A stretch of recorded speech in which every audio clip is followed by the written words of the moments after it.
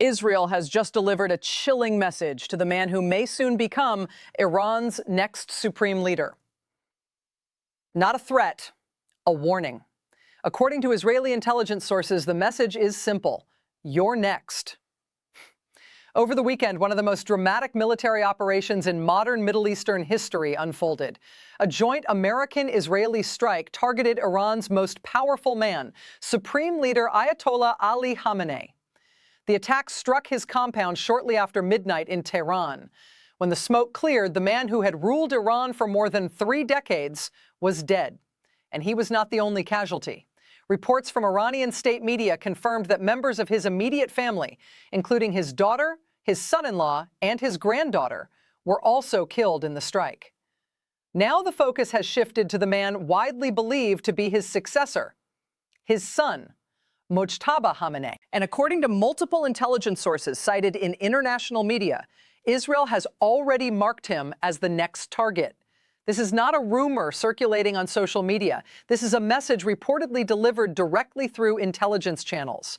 A warning that whoever inherits the position of Iran's supreme leader may inherit something else as well, a target on their back. I'm Victoria Stone. Tonight we're going to break down what happened, why it happened, and what it could mean for the future of the Middle East. Because this moment may represent something far larger than a single military operation.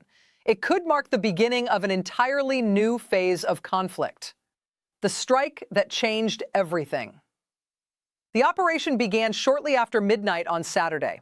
According to Pentagon officials, the United States launched a coordinated mission known as Operation Epic Fury. Israel simultaneously carried out its own component of the attack under the codename Operation Lion's Roar. Precision-guided munitions, cruise missiles, and real-time intelligence assets were deployed against several targets across Tehran.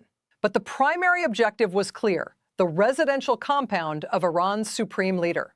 Ayatollah Ali Khamenei was 86 years old. He had ruled Iran for 35 years, making him one of the longest-serving leaders in modern history. His influence extended far beyond Iran's borders. He controlled the Revolutionary Guard. He oversaw Iran's nuclear program, and he directed the vast network of Iranian-backed militias operating across the Middle East. Groups such as Hezbollah in Lebanon, Shiite militias in Iraq, the Assad regime in Syria, and the Houthis in Yemen all formed part of what analysts often describe as Iran's axis of resistance. And now the man at the center of that network is gone.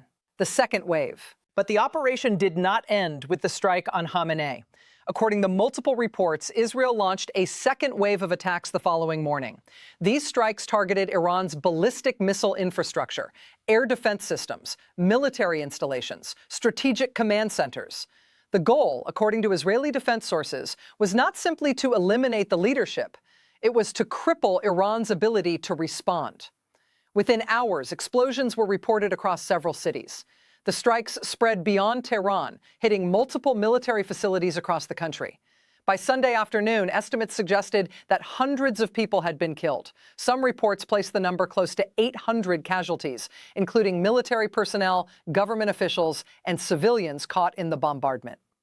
And the strikes were not limited to Iran. Regional reactions. Early Sunday morning, Israeli forces carried out additional strikes in Lebanon. The target was Hezbollah.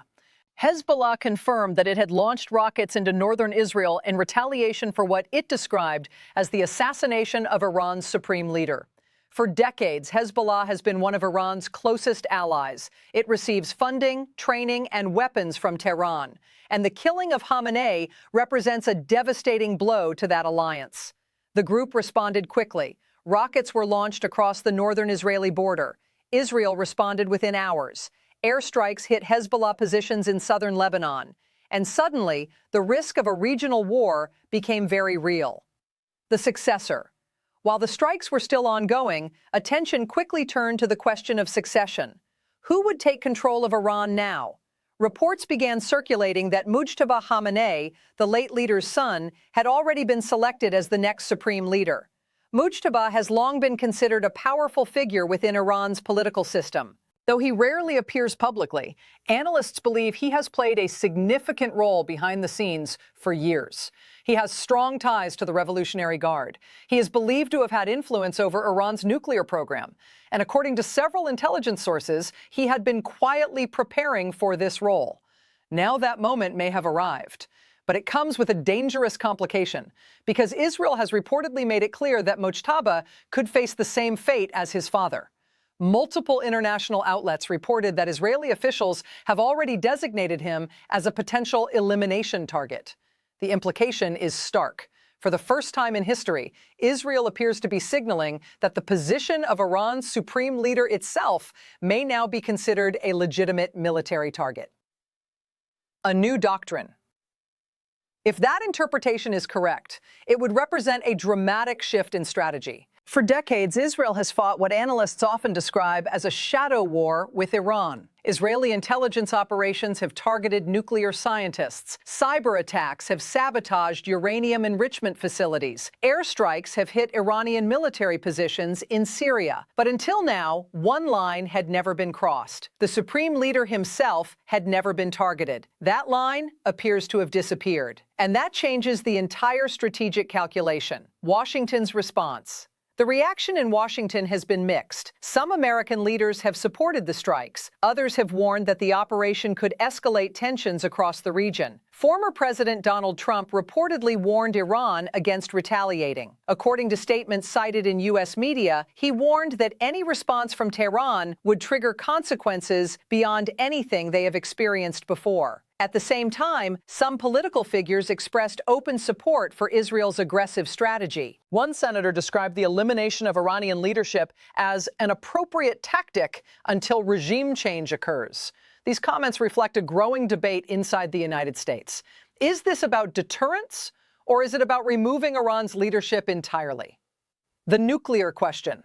And that brings us to the most dangerous issue in this entire crisis, Iran's nuclear program. For years, international inspectors have warned that Iran's uranium enrichment levels are approaching weapons-grade thresholds. The infrastructure exists. The technical knowledge exists. The only question has been whether Iran would decide to build a nuclear weapon. Now that question may take on a new urgency, because the strikes against Tehran have demonstrated something very clear. Countries without nuclear deterrence can be vulnerable to decapitation strikes.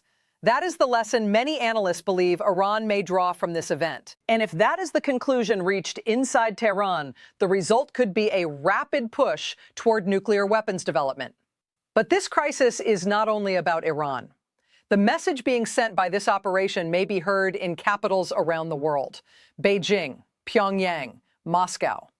The strike demonstrated that the United States and Israel were willing to eliminate a sitting head of state inside his own country. That is an extraordinary precedent, and it may signal a shift toward a far more aggressive strategic doctrine. But there is one question that remains unanswered. What happens if this strategy fails? What if Mojtaba Khamenei survives and consolidates power? What if the Revolutionary Guard rallies around him? What if Iran's proxy forces escalate the conflict across the Middle East? Because the reality is that regime change rarely unfolds in a predictable way. Iran is a country of nearly 90 million people. It is deeply complex. And history shows that attempts to force political transformation from the outside often produce unintended consequences. What we know so far. Here is what we know right now.